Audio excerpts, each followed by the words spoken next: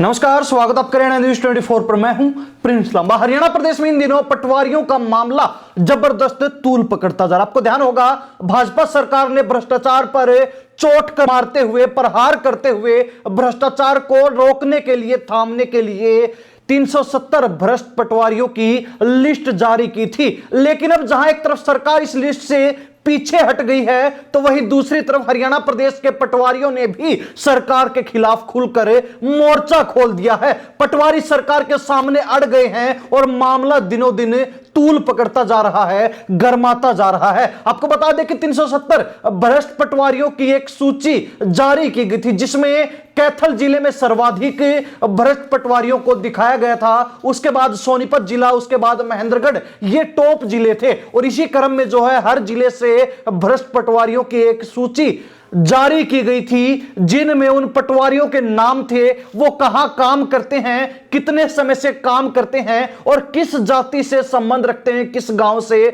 संबंध रखते हैं। पूरा ब्यौरा, पूरी जानकारी उनके मोबाइल नंबर सहित उस सूची के अंदर संलिप्त की गई थी। लेकिन अब जो है, इस सूची जारी होने के बाद जहां सरकार चौतरफा घिरती हुई नजर आ रही है, सरकार को इस मामले में पीछे कदम हटाने पड़ गए हैं, सरकार इस मामले पर पीछे खिसक रही है, तो वहीं दूसरी तरफ पटवारियों ने भी सरकार के खिलाफ मोर्चा खोल दिया है। पटवारी जो एसोसिएशन है, पूरे हरियाणा प्रदेश का जो पटवारियों का संगठन है, उसने सरकार के सामने चेतावनी देते हुए ऐलान कर दिया है कि या तो सरकार इस मामले में उचित कार्रवाई करते हुए कोई ठोस और बड़ा कदम उठाए, अन्यथा वो सरकार को भी अब घेरने का काम करेंगे। और पटवारियों ने केस करने की, यानी कि मुकदमा दर्ज करने की और कानून का सहारा लेने की भी चेतावनी दे डाली है, ऐलान कर दिया है। अब सरकार कहीं ना कहीं इस मामले में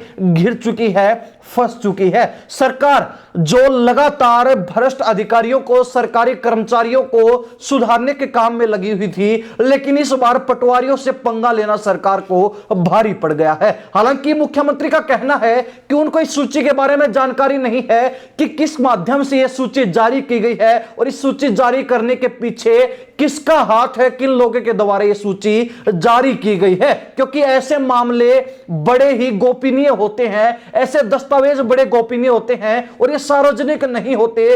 किसी भी व्यक्ति की छवि को धूमिल नहीं किया जा सकता। और अब पटवारियों का यही कहना है कि सूची को सार्वजनिक करने से जो पटवारी वास्तव में ही भ्रष्ट नहीं थे और जिनका नाम उस सूची में भी जोड़ रखा है, तो ऐसे में उनकी छवि धूमिल हुई है, उनकी साख पर बट्टा लगा है, उनको कहीं ना कहीं कलंकित करने का काम समाज के सामने, लोगों की नजरों में किया गया है, जिससे वो अपने आप को असहज महसूस तो कर ही रहे हैं, साथ ही उनका पूरा परिवार भी इस काम से प्रभावित हुआ है। उनके पूरे परिवार को नीचा देखना पड़ रहा है और इसी के चलते पटवारियों का गुस्सा अब चरम पर है, आसमान छू रहा है और सरकार के पसीने छूट रहे हैं। मुख्यमंत्री नायब सैनी का कहना है कि वो इस मामले को देख रहे हैं। उन्होंने कमेटी बनाई है जो ये पता कर रही है कि सूची जारी किस तरीके से की गई थी, किस माध्यम से की गई थी और किसके द्वारा की गई थी। उसके बाद ही कोई कार्रवाई हो पाएगी, कोई अन्य ठोस कदम उठाया जा सकेगा। तब तक के लिए सिर्फ सरकार यही कर सकती है कि इंतजार हो रहा है कि कौन वो व्यक्ति हैं, कौन वो लोग हैं जिनके द्वारा ये सूची जारी की गई है। अब देखने वाली बात यह है कि जो भाजपा सरकार तीसरी बार हरियाणा प्रदेश में सत्ता पर काबिज होने के बाद लगातार सरकारी महकमों को टाइट करने का काम कर रही थी, लगातार अधिकारियों को, सरकारी कर्मचारियों को रगड़ा लगाने का काम कर रही थी, ताकि हरियाणा प्रदेश में प्रशासनिक व्यवस्था को दुरुस्त किया जा सके, सुधारा जा सके और बेहतर बनाया जा सके।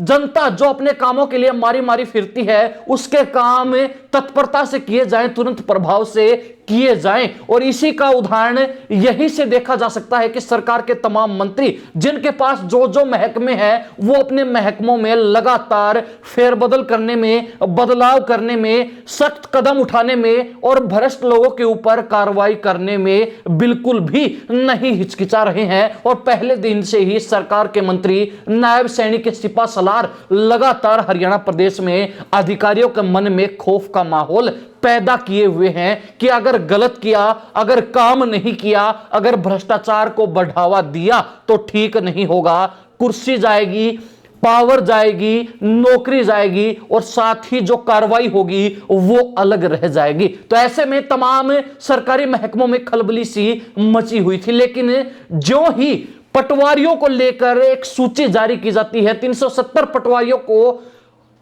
भ्रष्ट दर्शाकर और उनके ऊपर कार्रवाई की बात सामने आती है, त्यों ही हरियाणा प्रदेश के अंदर भाजपा के पसीने छूटने शुरू हो जाते हैं। क्योंकि ऐसे गोपनीय दस्तावेज पहली बात तो सार्वजनिक नहीं होते, लेकिन यह सूची सार्वजनिक हुई तो उसके बाद पटवारियों ने भी सरकार के ऊपर कहीं ना कहीं शिकंजा टाइट करने का काम कर दिया। और यही सबसे बड़ा कारण है कि अब पटवारियों के मामले में सरकार को पीछे कदम हटाने पड़ रहे हैं। क्योंकि पटवारियों का साफ कहना है कि भ्रष्ट उसको कहा जा सकता है और उसके ऊपर कार्रवाई की जा सकती है जिस पर आरोप या फिर जो भी बातें कही जा रही हैं कि ये पटवारी भ्रष्ट हैं वो सिद्ध हुए हों। अब तक ना कोई न्यायिक प्रक्रिया अमल में लाई गई है, ना ही पटवारियों के ऊपर आरोप सिद्ध किए गए हैं और सीधा ही उनको भ्रष्ट दर्शाकर और कार्रवाई की बात करना बिल्कुल भी जायज नहीं है। यह तरीका, यह कार्यशैली सरासर नाजायज है और यही बड़ा कारण है कि अब पटवारियों का गुस्सा आसमान छू रहा है। पटवारी भड़के हुए हैं और हरियाणा प्रदेश में भाजपा का विरोध